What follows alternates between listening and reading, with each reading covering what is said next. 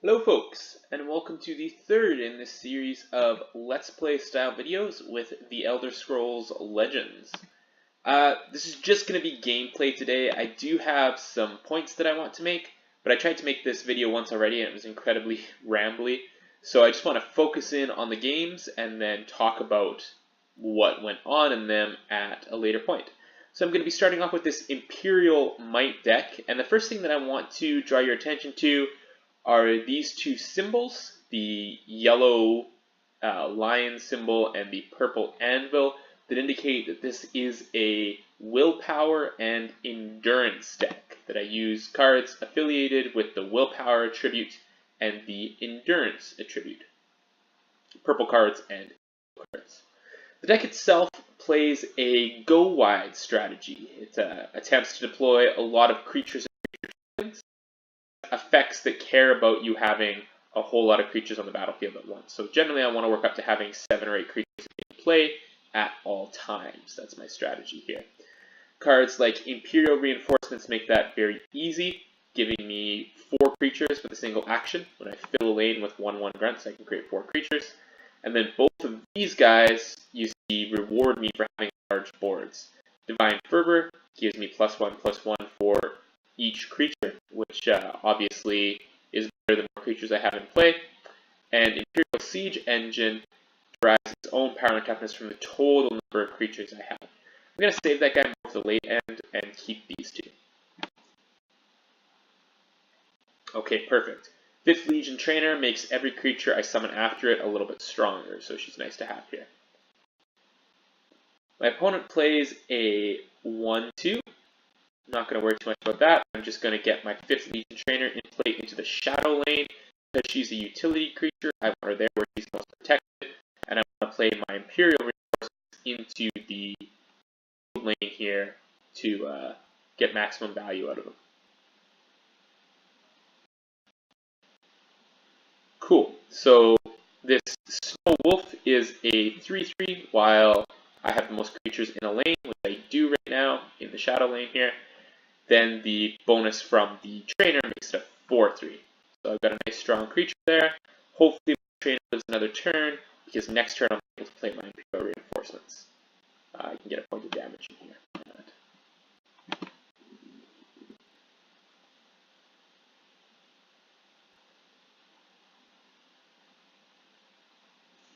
Alright. Cool. So everything's working out quite well at this point. I can use my wolf to kill my opponent's Priest of the Moon. And then I can get things going. Play my Imperial Reinforcements, which would normally create 4 1/1s, but because of my 5th Legion Trainer is going to create 4 2/1s, and the next turn I can turn them into 3/2s. So this is a general go-wide strategy. I have more creatures than my opponents. They are all weak creatures, relatively speaking. However, the effects that I'm going to play now that I've established my large board presence are going to make it so that I definitely trade up.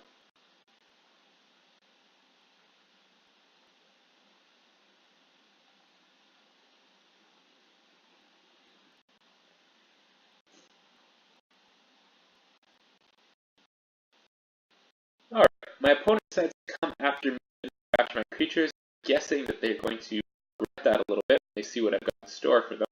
I'm going to spend the last stone on my Ring of Magicka to play the Divine, thus boosting the power and toughness of everything I have to play. I'm going to use the Wolf and the Trainer to go after my opponent here, keep him at 26 life, which is kind of ideal. And then I can just deal with these guys here.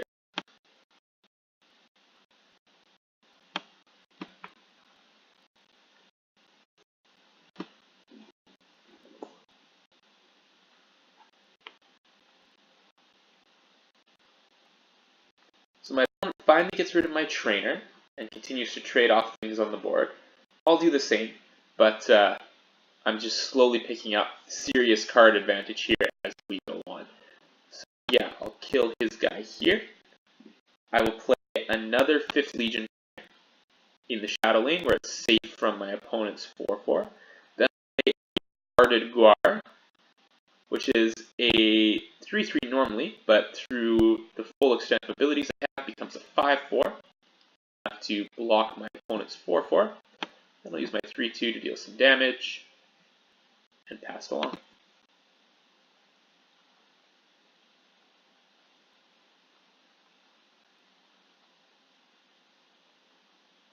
Alright, big turn for my opponent there, killing my stuff and gaining some life. Not much I can do about that. Imperial Siege Engine is not right now because I don't have the wide board that I'm usually looking for. Two Moon Contemplation doesn't do much either, just because I need to make sure I'm not taking damage for that to have an effect. But I still think it's my optimal play here, and then next turn I'll be able to play the Legion Prefect.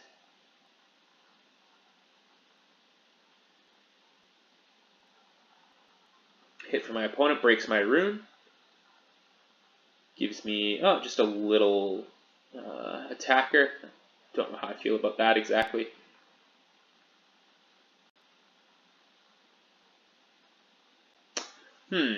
Okay.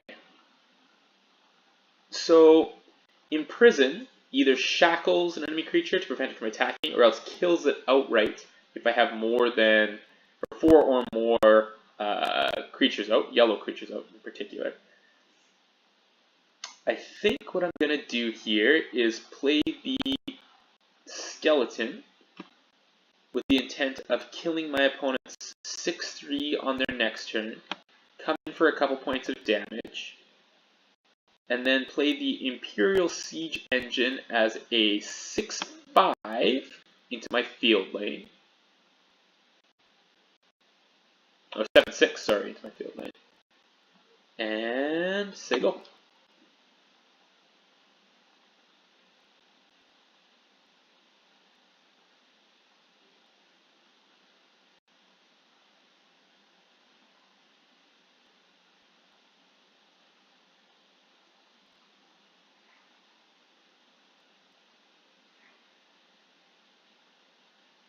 Okay, some beats there for my opponent, but they've totally run themselves out of cards. We can kill their strongest guy on this side like this. We can kill their strongest guy on the other side like this. Then we can lay out the lethal 1/1, and things are looking pretty good here.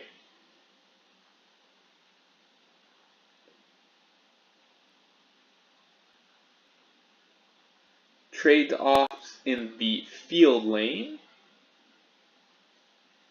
but I can now deploy any number of guards to lock down my shadow lane. In fact, I can just use this sword to kill his creature, but I'm actually going to hold on to that. Now, because he's not going to be able to deal any damage to me, my 2 Moons Contemplation is going to activate. I'm going to get 4 power and 4 toughness and 4 life, so I'll be feeling a lot more stable at that point.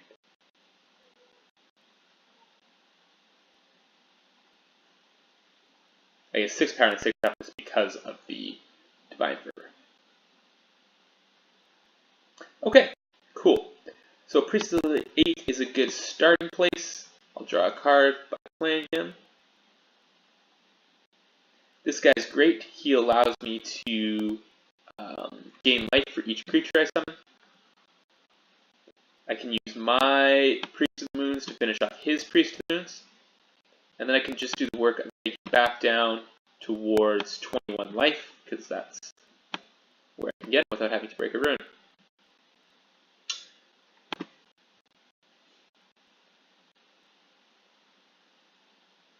Not much left happening for my opponent at this point.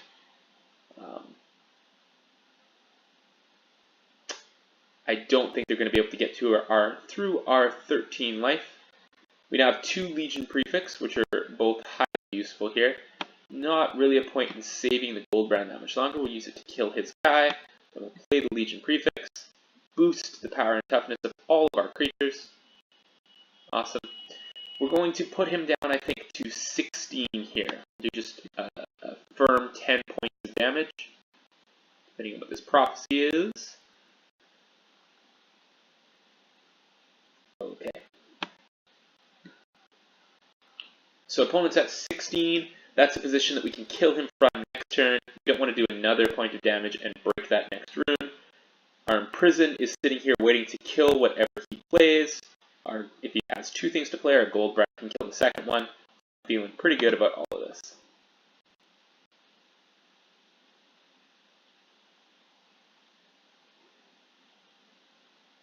Awesome. Okay, easy win here. So the Imprison can just kill his... Actually, I don't even need to kill this guy. The Legion Prefect can come out and boost my guys once. I can use the War Cry to boost them again. Cool.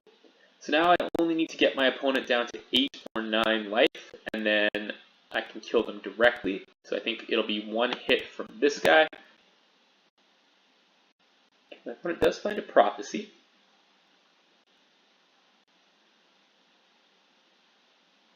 And another Prophecy. Wow, brutal. They're not nearly enough, however, to stop me winning here. Cool. So that is the go wide strategy. Again, just focused on producing a lot of creatures and pumping their power so that small little guys that I got to play for cheap suddenly become massive threats. The second deck we're going to play is almost entirely different. It doesn't play a ton of creatures. It certainly doesn't make a lot of tokens. For the most part, the creatures are very large, and they tend to be more defensive than offensive. This is a dragon tribal deck that we're going to play. But I do want to point out that the deck we just played was yellow and purple. It used willpower and endurance cards. And the deck we're about to play is yellow and purple. It uses willpower and endurance cards.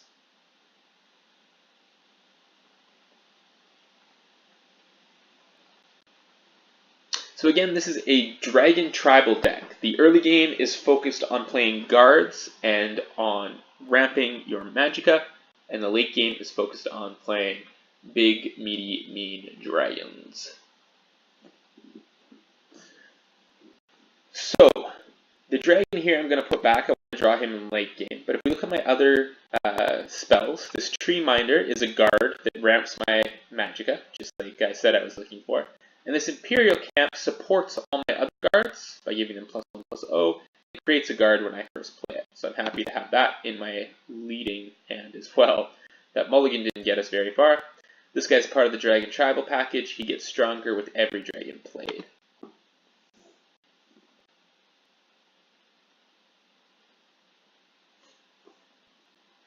Alright. So we've drawn some pretty magicka cards here, so it's nice to have the Tree Minder who's going to help us accelerate into them. Unfortunately, that leaves us with nothing to do on turn 2. Opponent is just over there making wolves all day long.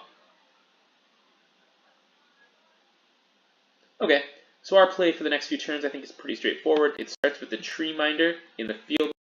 That ramps my magicka and provides me with a single guard action. We don't care that this guy's going to die. He's done his job. He's ramped me. The extra 2 points of life he saves me are just a nice bonus. Opponent cracks one of my runes, shows me some armor, and we continue to see wolves come out for my opponent. Okay, so I got a couple of plays here. My original intention was Imperial Camp, to produce a 1/1 guard and make our Midnight Sweep very nice next turn. We also have the option now of Cliffside Lookout and Midnight Snack. The Midnight Snack would die and give you the chance to play a powerful dragon next turn, but the dragon doesn't have guard, and right now I need to be a little more defensive, so I am going to play the Imperial Camp and throw this guy out there.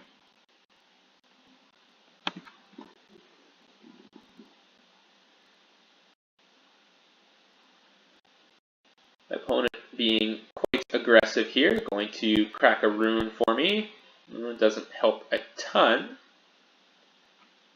More interested in what they have to play. Okay, their guards definitely don't worry me. And that creature's not a huge deal either. Awesome. Alright, so I think my play is pretty straightforward here. Midnight Sweep is now buffed up by the presence of my Imperial camp. These guys are both going to come to play as 3/2s. And then Midnight Snack, on top of that, is going to come in and make sure that the dragons I'm playing later are cheaper.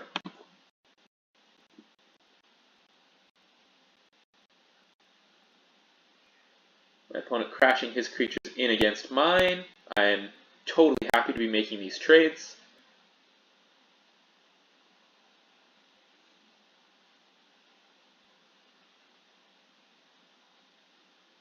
Okay. So, if you didn't notice, when my Midnight Snack died, it decreased the cost of my Spine of Elder's Blood here. So, I definitely have access to some powerful dragons. I'm still on the guard plan, however. I think what I'm going to do here is play the Preserver of the Root on one hand. That's going to be a 6/6 guard, or 7/6 guard actually, because of the Imperial camp. And the Mentor of the Watch on the other side, using the Mentor of the Watch's ability to give this dragon guard. Awesome. My opponent's finding it more and more difficult to get through my defenses, so that helm certainly helps a little bit.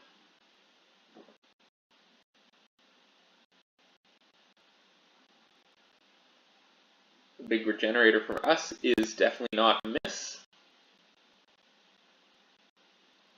Okay, so now we can play the Ancient Lookout into the field lane. The Ancient Lookout's ability allows him to make a free guard every time I play a dragon. So I've got a dragon coming in right here.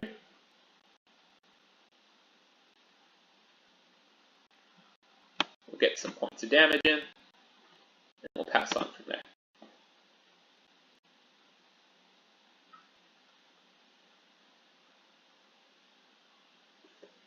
Continue to just trade off creatures with my opponent, but my hand is considerably more full than theirs is.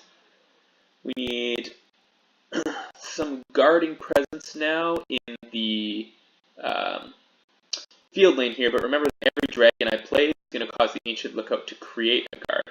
So I think at this point it's safe for us to deploy the Iron Scale Dragon. That's nice. Before we do that, we're going to play the Cliffside Lookout, which is a creature that grows big with every dragon I play. And then play the Iron Scale Dragon to grow the creature and make a guard.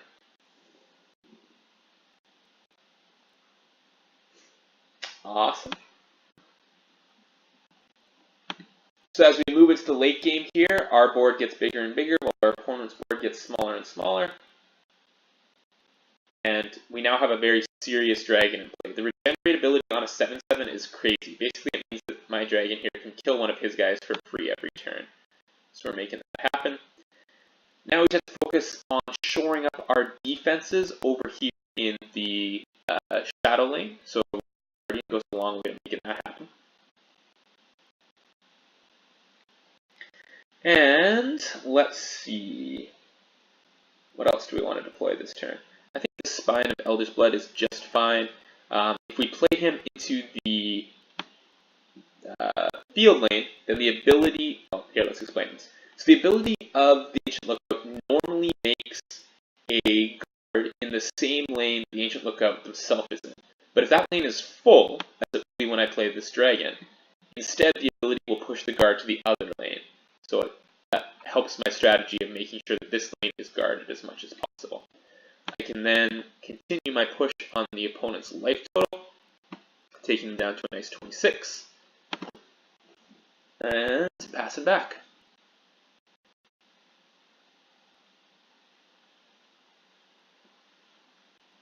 My opponent playing things to the field lane is not smart because at the start of every turn, my Iron Scale is just going to heal himself and then eat the next thing my opponent plays.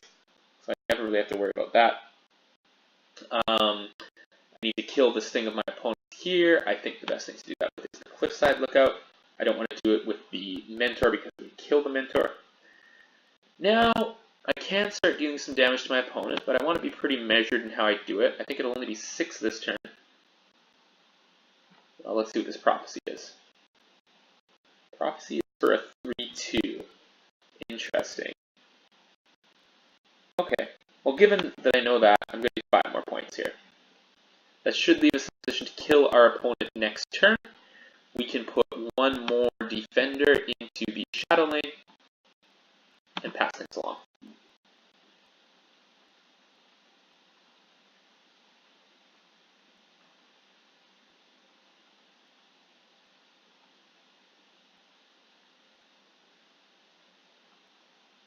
Alright, should be fairly straightforward in this case to kill our opponent.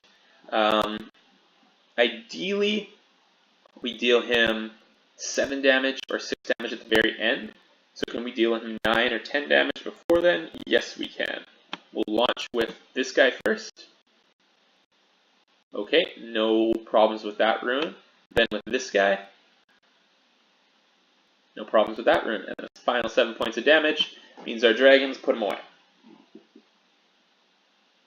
Okay, so those were two very different decks. But the critical thing I wanted to highlight is that they both used yellow and purple cards. They both drew from the willpower and endurance attributes.